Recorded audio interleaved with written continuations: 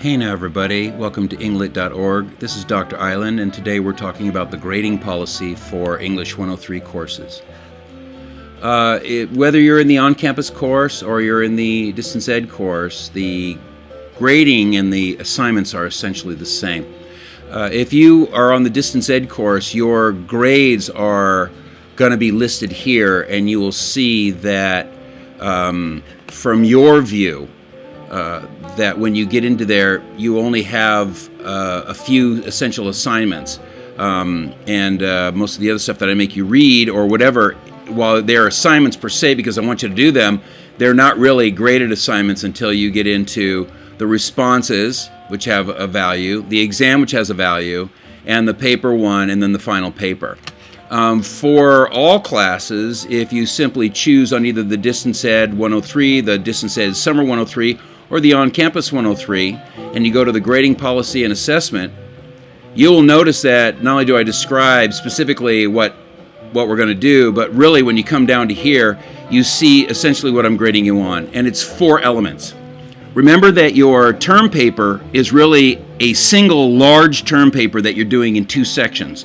The paper 1 is 20% of your grade, but it's basically a 2 critical perspective analysis of the work that you've chosen. And when you do the final paper, you're going to take not only these 2, but you're going to add 2 more critical perspectives for a total of 4 to reach the minimum page requirement for that final paper. And then I will grade that paper again. The idea is that if you ace this part here, then this paper is halfway done. However, if you screw this part up, this paper 1 thing, and you have some problems, I'm giving you an opportunity to fix them so that way they do not negatively impact this grade.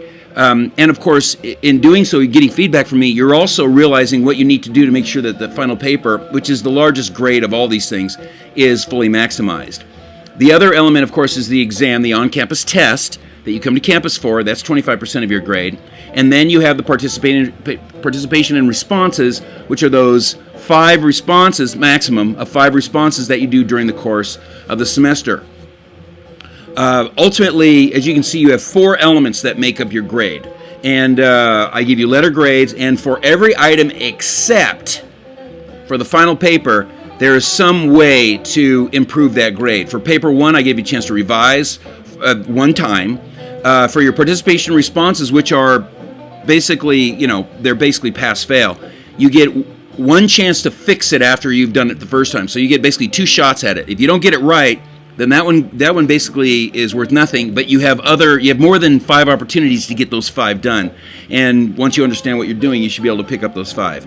For the final paper, because it's turned in at the end of the semester, there is no revision. But by that time, you've done this maybe twice. You've done this with a makeup exam possibly once or twice, and you've done these things 5 of them, but if you revised them, you've done 6, 7, 8, 9 shots at going through this process.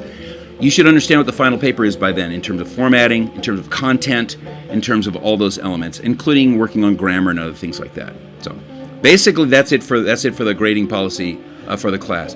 As usual, if you have any questions, you can always contact me at englitguy@earthlink.net. If you're online, you can always join me in chat between 7 and 9 on Wednesdays. And if you're in a classroom, you can just ask me a question during class, and we can clarify anything you need.